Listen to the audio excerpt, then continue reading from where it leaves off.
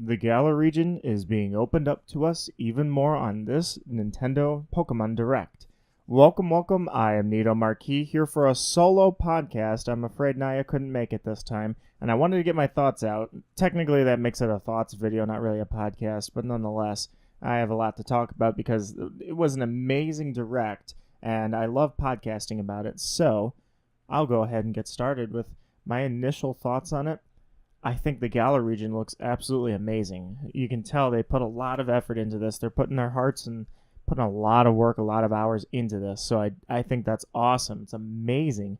The Direct we just saw today, which is June 5th, an amazing showcase of just different areas, different regions, or parts of the region, differences in the region, how it relates to the real world UK, and more so how the buildings and how the society works and how it looks. They have it set up in a way where you see the kind of the city areas, and then they have the wild area that they called it the wild area. We've had that every generation, but nonetheless, they had the wild area where Pokemon spawn, and they show that there's going to be a variety of different climates in there. And after that, they showed the cities and how they're structured, and just amazing work that they have done on the buildings, and amazing work they've done on the areas where you can catch the Pokemon. Just awesome. Since I stumble on my words getting that out, I'll go right into the reason that I'm mixed on this. It's a very mixed reaction because I'm not sure what to think. Part of me is like, wow, that was amazing. Sword and Shield is going to make history. And the other part of me is like, how come I felt uneasy about what I saw, and at the same time, it seems like I'm the unpopular opinion, actually. Well, with that, let's go into it. So we definitely saw some awesome designs with the new Pokemon. I would argue every one of the new Pokemon shown was a great design. They all looked great. So the new Pokemon were Wooloo, the sheep Pokemon. That went over really well. It's a pretty simple concept, but it's a well-done concept, in my opinion. Gossifleur, I believe is what it was called. And that evolves into Eldegoss, and that was also a great Pokemon to show off. Just the way they've gone from like Petalil and onwards, grass Pokemon have really been represented well, and it just looks like a nice grass Pokemon. I think it's a really cool Pokemon that a lot of people will want to catch and have. Dreadnought and Corviknight probably were the popular ones. I didn't see too much about Dreadnought. I think Dreadnought was trending for a little bit, but Dreadnought definitely looks great. But I think the big one that we need to talk about is Corviknight. Corviknight looks incredible. I'm wondering where Corviknight plays in the Pokedex. Is it a Pidgey type of Pokemon, or is it a Spearow type of Pokemon? That kind of thing. And the reason I say that is because it seems like it was presented to us as a Pokemon that was pretty common, being that it was a taxi service Pokemon, and yet at the same time, man, the design is just awesome on that thing. People are wondering if it's going to evolve or not. People are wondering, is it going to have good stats, or is it just kind of like they use it as a transport Pokemon for a reason, and it's not going to have great stats? But the design, anyways, looks great. Now, I do want to talk about, I have a lot of thoughts on the travel especially. That was incredible how much travel is incorporated into the game. So one thing I got to note, because I got to make those Latin classes work for me, I spent a lot of time learning Latin and history like that. Tweeted this out too. So where that comes from, Corviknight's name is from Corvus. Well, V's are actually W's in Latin, so it'd be Corvus. And that's the Latin for raven. And it kind of comes from Corvinus, because Corvinus, or what was his name? Matthias Corvinus. Matthias Corvinus was a king in Hungary. He was a Hungarian king in like the 1400s, and he actually started an army called the Black Army, and therefore was known as the Raven King. So you're kind of getting a little bit of both of those, I feel like, in Corviknight. It's just, it looks like we're up for some very clever designs, and I think they were really happy. You could see he was really happy, the designer. I can't remember his name, but he was really happy in presenting his work to us. It was awesome. I think the Direct was very well done. So I wanted to get into the travel of it too. The next thing here is when I saw the travel, it was incredible how they showed first off the biking, but I think the main thing there was the trike on water, a water trike. Finally, we can actually travel the water with our bike. So at last, Professor Oak was wrong. We can use that item here. But maybe that's not a great meme, but nonetheless, the travel that was involved with the cabs, the trains, we got a little bit of it everywhere. There was something else shown too. I'm trying to remember. It it looked great. It looked like the region's going to be pretty big. At first, it was maybe presented like it wasn't going to be big. Now it seems like it's going to be a pretty dense and big region, which could mean, hey, maybe we will get those. What was it, 181 or 82? I think it was 180. It was 182 Pokemon that it would require to make it to Pokedex entry number 1000. Maybe we will get that. It seems like a dense region, so you never know. I think it was great. I really love the design, and I can't stress that enough because that was the high point for this direct. Is the scenery, the travel, the mechanics, everything looks awesome. We saw that it was almost an open world concept, maybe not totally open world, but certainly open world enough. We've got a free rotating camera, and Pokemon do spawn in the wild like we saw. So it's going to incorporate a little bit of Let's Go in there instead of super random encounters. In fact, it looks like you can call your own Pokemon and interact with your partner Pokemon too that are following you out of the ball. That's awesome. And not only that, but we actually saw the differences between male and female in Wobbuffet. Wobbuffet popped out of the grass. You could see the female version. It clearly had that weird lipstick look. So that's a new feature that we didn't have before, is we can tell everything very close up. I don't remember in Let's Go. Well, yeah, with Let's Go you could tell it too, I suppose. But technically, this is a part of that series because as of Pokemon Home's announcement, technically Let's Go Pokemon can be in Sword and Shield, so they're related, which means that you can't really separate them out anymore. Well, I don't know if that's unfortunate. It's not the way I would have liked to see it done, but nonetheless, with Pokemon Home, technically, yeah, this isn't the first time, I guess, that you're seeing the female and male in the wild differentiated. That said, the wild Pokemon that we saw also, we saw that they're going to have a variety of Pokemon. It doesn't seem to be like it's catering to any particular other generation. This one is a standalone generation. It's definitely going to present to us the new Pokemon, the Pokemon they're proud of. I think that's awesome. And it doesn't seem to be throwing everything in our face when it comes to, say, over Kanto, what would you call that? Over promoting the Kanto region again and drowning us with that kind of stuff.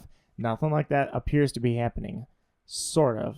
Leon will be a discussion of that in a couple of minutes here. The gyms, again, look awesome. I love the idea of the crowd, and Rotom especially. Rotom got a lot of crap for being the Pokedex. I think Rotom definitely was good because I think it was clever that they put Rotom in the Pokedex. I think that was a very good way to do it. Yeah, maybe it was a little annoying because it would cut into you a little bit, but nonetheless, I think that was a clever use of it. Now we're seeing a cell phone with Rotom in it. We're seeing the camera with Rotom in it. I think that's hilarious. It's just a great way to incorporate it and really sell you the story. The gyms look great. The crowds look great. I like all of it. Unfortunately, there's kind of an elephant in the room, and that is pun intended, because Dynamax was announced. Dynamax, as they described it, is simply a 3-turn boost where you pull the Pokemon back in, and there seems to be some kind of accessory bracelet that does this. You pull the Pokemon back into their ball, the ball becomes supersized, and you turn around and throw it like a two-handed ball, like a soccer ball, and out comes your giant Pokemon for 3 turns. They said it comes along with a stat boost. To me, it's almost like you might as well just give them an aura. So that's where I have gripes. That's the part that I'm actually like, wow, I don't know what I want to feel on this. I'm not sure I like it. I had trouble adjusting to Mega Evolution for sure. I thought it was just a Digimon gimmick put in Pokemon, and they even broke their own rules with Mewtwo and Rayquaza. It didn't make sense. But I was slowly becoming accustomed to it and becoming more okay and accepting with it. And then Z moves, I never had a real big problem with Z moves. I guess they just maybe the dancing thing is a little weird, but I thought it fit quite well, honestly, with the Alola region. That was very well thought out, and Z moves made sense with them. Dynamax, I just don't see where it's going to sit in the series. It just seems so weird and out of place. The Pokemon becomes giant and gets an aura. I think they're in a bad habit of doing this aura thing. It started with Sun and Moon, where the totem Pokemon just got an instant stat boost, aura. You might as well just increase their level, because the aura, it's almost like, hey, we need to add some difficulty to this. Like Ultra Necrozma. Let's make it tough. How? Just give it an aura. Boost its stats. Same thing. You're getting these giant Pokemon, and they get a stat boost, but to me, it's just like, I'm not sure I like it yet, because they're just making supersized Pokemon, and they get an aura for 3 turns. Seems kind of weird. I'm not going to rule anything out yet as if it's not going to work, but certainly when I saw that, I thought, okay, when I play through the game, I will likely never use that. I will try to avoid using that. And that's where the gyms come into play, because the gym masters, that was the leak, or not the leak, that was the tweet that was deleted. They called them gym masters, but gym leaders, gym masters, however they're going to refer to them, they definitely do use Dynamax evolutions, or Dynamaxing, I don't know what you want to call it. That's concerning, because it's like, man, I'm almost forced at this point, if you added that in later, maybe like Mega Evolution, all of a sudden, oh, wow, somebody later in the game, a gym leader, is using Mega Evolution. I guess I have to deal with this now. That's one thing. Making it like every single gym or mandatory, I'm not sure I want to deal with that. It's almost, I don't know, it's almost uncomfortable. And maybe that's the fun about it. It's evolving. Pokemon as a franchise has to evolve. You can't just do the same thing over and over. But you got to have some class and creativity with what you do change. And I feel like if there's nothing more to be had, if it's just Dynamax that they introduce, it feels out of place. We'll see where it goes. I know there's a leak that's been floating around. I don't typically give any attention to leaks. I don't care. And it's disrespectful on the people that create this stuff to leak their stuff out, either from the inside or not. That said, we'll see if there's any more to the Dynamax. I'll reserve judgment. I sigh there heavy. I will reserve judgment, because right now it doesn't seem very appealing, but hey, you know what? I don't have the full picture. So I have hope. I think it's going to be a great looking game. I'm just worried about things like that. And then the second part, the raid battles. I'm not sure I'm comfortable with that either. It seems like raid battles were just, hey, this is working for Pokemon Go. I think a lot of people don't understand the marketing behind it, because if you look at the numbers, how Pokemon has profited over the last 10 years, when Pokemon Go launched and Pokemon Let's Go along with it, both of them surged the numbers massively, dramatic increases in revenue. So they are probably taking that as Pokemon Go is working, let's implement things. And so that's why the raid battles are there. I think it's great that we get to work cooperatively with other people, either close by or on the internet, friends, everything. That's awesome. But raid battles, again, it just seems out of place. Suddenly, giant Pokemon appear with auras, and everybody has to fight like it's a raid battle to take them down, and you get one person that can Dynamax their Pokemon. It's very weird. Personally, I think it's at least one thing. I tweeted this out because that was my first thought, was at least Dynamax does one thing for me. It explains why there was a giant, massive Dragonite in the very first animated season for Pokemon. They encountered it, and it came out of the ocean, and it was massive. That's not the only time they encountered massive giant Pokemon, but I believe that was the first time that a non-mechanical, actual living organism Pokemon appeared and in giant form. It's not confirmed, but hey, It's kind of a fun thing to think about. The same thing happened, I guess, with Crystal Onyx, though, and I'll never let this go, so don't even start. Trust me, I will never let this go. Crystal Onyx, I thought was going to be an Alolan form Onyx, and as soon as Sun and Moon was announced and they talked about the Alolan forms, I'm like, wow, that's amazing. 20 years ago on the Orange Islands, Crystal Onyx became a thing, and now they're going to implement it, and they never did. So I don't think there's a correlation between the anime and the games in that regard, but it's cool to speculate. Either way, the raid thing, I can't say I'm too in on that one either. I'm not sure I'm going to be doing a lot of raids. If people like it, great. It seems like people are ecstatic over it, so props to them.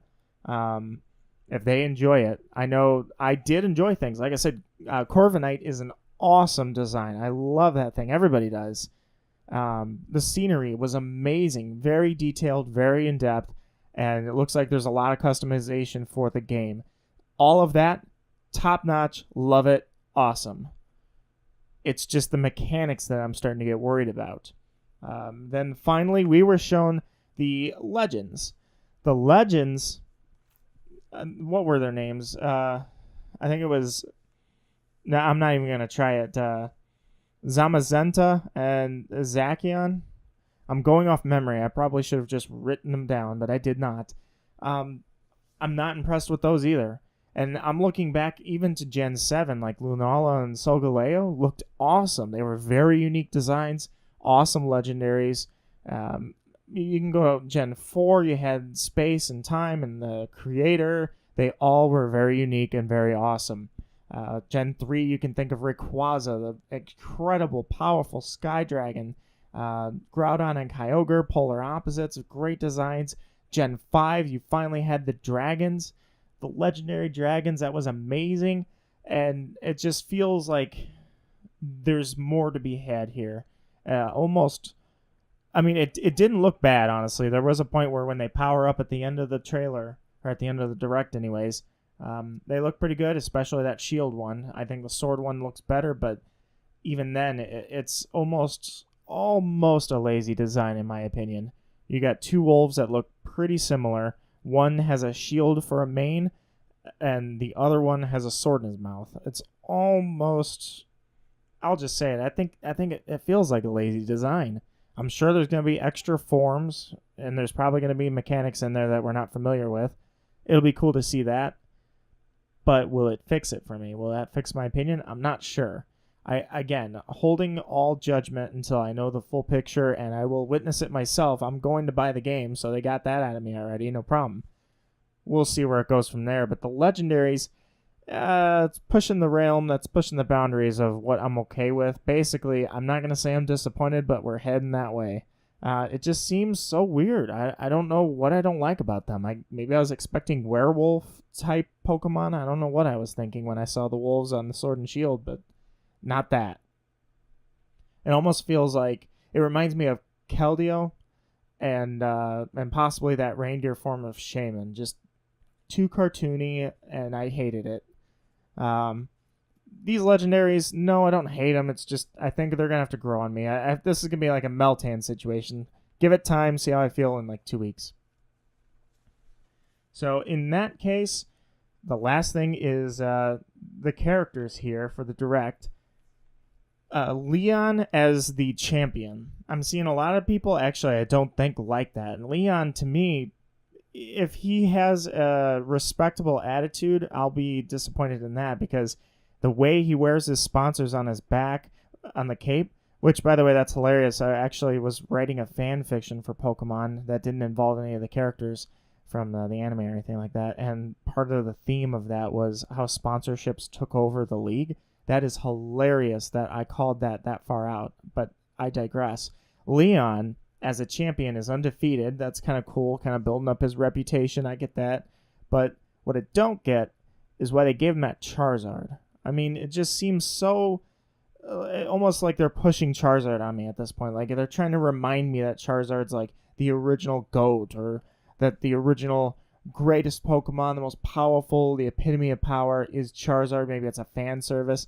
I'm not entirely sure what they were going for by that, putting that Charizard in there. I guess we'll see. But to me, it's just like, oh, he's got another Charizard. Maybe it's a ride Pokemon. I don't know.